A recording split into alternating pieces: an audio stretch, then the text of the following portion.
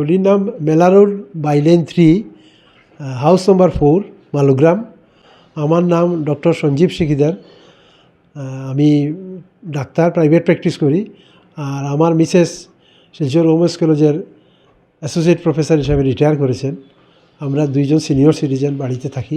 কাল গভীর রাত্রে আমাদের বাড়িতে হঠাৎ করে কিছু দুষ্কৃতী লোক এসে আমাদের বাথরুমের জানালা ভেঙে আমাদের ঘরে প্রবেশ করে এবং আমাদের যে দুটো আলমিরা ছিল, স্টিলের আলমিরা, যেখানে আমাদের টাকা পয়সা সোনা গয়না ছিল, সেগুলো তছনছ করে আমাদের যা মূল্যবান সামগ্রী ছিল সেগুলো নিয়ে যায়। আমাদের যে সোনার সেটা প্রায় 4 ভরি, যার মূল্য প্রায় 5-7 লাখ টাকার মতো হবে। একটা বড় হার ছিল, আমার মিসেসের গলায় ছিল, গলা থেকে ছিনিয়ে নিয়েছে হারটা। তারপর আমাদের আলমারিতে সামান্য কিছু সোনা গয়না ছিল, সেটাও নিয়ে গেছে। কিছুটা ক্যাশ টাকা, যেটা আমাদের দৈনন্দিন টাকা থাকে, প্রায় 40-50 হাজারের মতো, সেগুলো তারা নিয়ে গেছে। আমরা তো ঘুমিয়েছিলাম, আমরা বলতে পারি না। হঠাৎ করে আমার মিসেসের গলার হারটা টান দেওয়ায় আমি শব্দ পেয়ে আমরা দুইজন উঠি। ওদের আমরা দেখতে পাইনি, কিন্তু আমাদের সামনের বাড়ির যে সিসিটিভি ক্যামেরা, সেটাতে ধরা পড়েছে ওরা 3 জনের মতো আমাদের বাড়িতে প্রবেশ করেছে।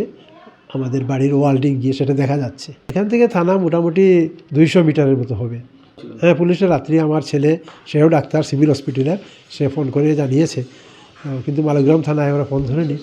তারপর সদর থানায় জানিয়েছে, এখন এসছে। সেগুলো আমার এখানে না, আরও অনেক পাশে কয়েকটা বাড়িতে হয়েছে।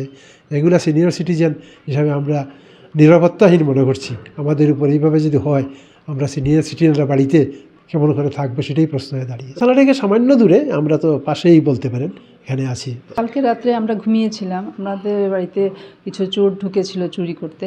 তার করেছেও চুরি, কিন্তু আমরা ঘর থেকে, আমরা তো দুইজনই সিনিয়র সিটিজেন, আমরা কিছুই বলতে পারি না। আর তারপরে আমার হঠাৎ ঘুম ভেঙেছে, গলার মধ্যে একটা টান, মানে আমার গলার হাড়টা টেনে নিয়ে গেছে। তারপরে তো উঠেছি, আমার মনে হয় আমাদের স্প্রে করেছে। আমরা দুইজন সিনিয়র সিটিজেন, আমাদের স্প্রে করে রেখেছে, আমাদের যে কোনো ধরনের বিপদ ঘটতে পারতো। তারপরে আমরা উঠেছি, উঠার পরে তো আর কেউ নাই। তারপরে তো এসে দেখি দরজা খোলা, সমস্ত আলমারি ভাঙা, সমস্ত কিছু ছড়ানো ছিটানো, যা পেয়েছে সব নিয়ে গেছে। এই আর কি অবস্থা। আর পুলিশ তো, থানা তো আমাদের বাড়ির একদম কাছেই, 200 মিটারের মধ্যেই হবে আমাদের। তো পুলিশকে জানানো হয়েছে। এইটাই তো আমাদের নিরাপত্তা নিয়েও তো একটা প্রশ্নের মুখে এসে যায়।